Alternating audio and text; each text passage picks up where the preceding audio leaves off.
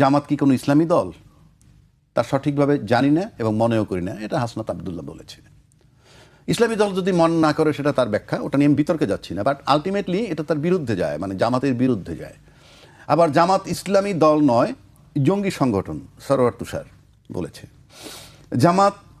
জামাত ইসলামীর পিয়ার পদ্ধতি আন্দোলন পরিকল্পিত রাজনৈতিক প্রতারণা, এটা বলছে নাহিদ ইসলাম, ওনাদের আহ্বায়ক। মানে এই কথাগুলো বলার পিছনে কারণ হলো এই না যে তাদেরকে আমি এখন বলবো তোমরা জামাতে বা আপনারা জামাতে কেন যোগ দিছেন, জামাতে এইগুলি বলে তারপরে আপনি যোগ দিছেন কেন, এটা বলার জন্য আমি বলি নাই।